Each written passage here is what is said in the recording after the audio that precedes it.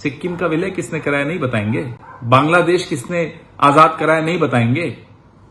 प्रधानमंत्री हो, पूरे देश के प्रधानमंत्री हो, व्हाट्सएप का ज्ञान मत बांटा करिए आकर संसद में। लोग हंसते हैं, पूरा विश्व हंस रहा है अब आप पर। आज प्रधानमंत्री के एक एक शब्द में अहंकार था, घृणा थी, नफरत थी, सब कुछ था। अपने पद की मर्यादा और गरिमा का ज्ञान या आभास कतई नहीं था। झूठ प्रधानमंत्री बोले, संसद के भीतर खड़े होकर बोले तो बहुत अफसोस होता है।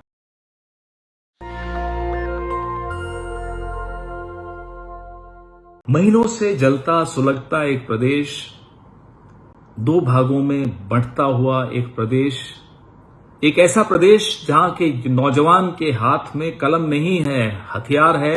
एक ऐसा प्रदेश जहां की महिलाओं की आबरू तार तार है।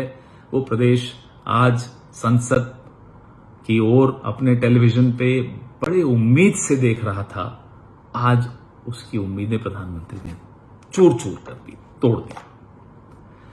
आज प्रधानमंत्री के एक एक शब्द में अहंकार था, घृणा थी, नफरत थी, सब कुछ था।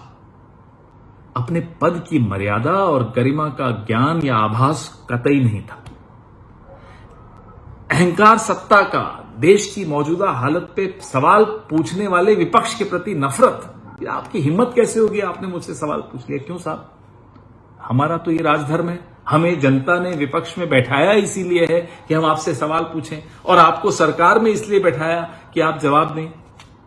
हमसे नफरत, हमें कोस कर क्या मिल जाएगा? सीधा सीधा कहिए आपके पास जवाब नहीं है। हमारे साथ बचपन में एक साथी पढ़ता था, एग्जाम में फेल हो जाता था, लेकिन फिर भी तैश में आकर अपने माता पिता को कहता था प्रिंसिपल मेरे खिलाफ है, टीचर मेरे खिलाफ है, क्वेश्चन पेपर गलत था, कुछ ठीक नहीं है। कभी नहीं मानता था, कभी स्वीकार नहीं करता था कि मेरी तैयारी ठीक नहीं थी। आज प्रधानमंत्री ठीक उसी बालक की तरह सुनाई दी। लेकिन जिस फूहड़ता का परिचय उन्होंने आज दिया संसद में, वो फूहड़ता देखकर ऐसा अफसोस हुआ कि 140 करोड़ लोगों के ये प्रधानमंत्री, चुने हुए प्रधानमंत्री, दूसरे टर्म के प्रधानमंत्री किस तरह से पेश आ रहे। अफसोस इस बात का भी हुआ कि मणिपुर में बैठा हुआ वो कारगिल का वीर जवान जिसकी पत्नी को निर्वस्त्र करके घुमाया गया मणिपुर की सड़कों पर, वो भी ये डिबेट वो देख रहा होगा, पार्लियामेंट की डिबेट। उसके दिल पर क्या गुजरी होगी, मणिपुर के लोगों के दिल पर क्या गुजरी होगी। ये शोभा देता है। ये प्रधानमंत्री का भाषण था।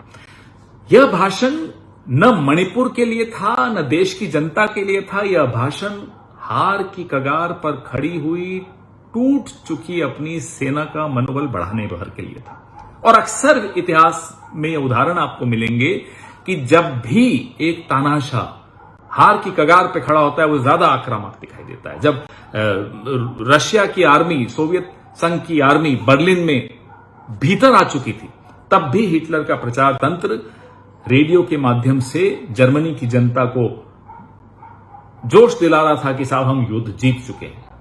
इतिहास में आपको मालूम है उसके बाद क्या हुआ। आज का भाषण प्रधानमंत्री का ठीक उसी तानाशाह जैसा। झूठ प्रधानमंत्री बोले, संसद के भीतर खड़े होकर बोले तो बहुत अफसोस होता है। एक झूठ ऐसा जो इस देश के एक शहीद प्रधानमंत्री के विषय में आज दूसरी बार दोहराया जा रहा है। पहली बार इन्होंने 2019 की एक चुनाव की रैली में कहा था। उस झूठ को उस वक्त के flag officer commanding in chief southern naval command के एडमिरल रामदास ने उसी वक्त 9 मई 2019 को नकार दिया था, साबित कर दिया था कि प्रधानमंत्री झूठे हैं। लेकिन आज वो झूठ संसद में फिर दोहराया गया। दूसरा झूठ, मिजोरम में IIMC बनाया। अरे आपने नहीं बनाया, 2011 में उद्घाटन हो गया था उसका, यूपीए की सरकार थी। फला आइलैंड श्रीलंका को दे दिया। सिक्किम का विलय किसने कराया नहीं बताएंगे? बांग्लादेश किसने आजाद कराया नहीं बताएंगे? प्रधानमंत्री हो, पूरे देश के प्रधानमंत्री हो, व्हाट्सएप का ज्ञान मत बांटा करिए आकर संसद में। लोग हंसते हैं, पूरा विश्व हंस रहा है अब आप पर। आप अपने आप को मूर्ख बनाते रहिए कि साहब मैं जब बोलता हूं पूरा विश्व कुछ नहीं सुनता आपकी बात। आपके अपने साथी आज सो रहे थे संसद में, ये स्थिति आ गई आपकी, क्योंकि वो भी आपकी हकीकत समझ गए हैं, जान गए हैं। उन्हें भी अपनी कॉन्स्टिट्यूएंसी में जाकर चेहरा देखना होता है, दिखाना होता है। वो भी परेशान है, क्या जवाब देंगे लोगों को जाकर। अपनी चिंता नहीं होगी आपको, फकीर हूं झोला उठा के चला, चलिए उनकी तो चिंता कीजिए। और इस देश ने कोई पाप नहीं किया है, आपको 2 बार जिताया है। इस देश की किस्मत इतनी खराब नहीं हो सकती कि ऐसा प्रधानमंत्री मिले। भगवान से, ऊपर वाले से एक प्रार्थना है, इस देश को बचाइए इस तरह के प्रधानमंत्री से। कोई गलती हो गई हमसे तो क्षमा कर दीजिए, लेकिन ऐसा प्रधानमंत्री फिर मत दीजिएगा। नेशनल दस्तक की आपसे गुजारिश है कि अगर इसको बचाना चाहते हैं तो नेशनल दस्तक को सब्सक्राइब करने के लिए रेड कलर के सब्सक्राइब बटन को दबाएं, फिर बेल आइकन की घंटी दबाएं। नेशनल दस्तक को बचाने के लिए बहुत जरूरी है कि हर खबर को शेयर करें, लाइक करें, कमेंट जरूर करें।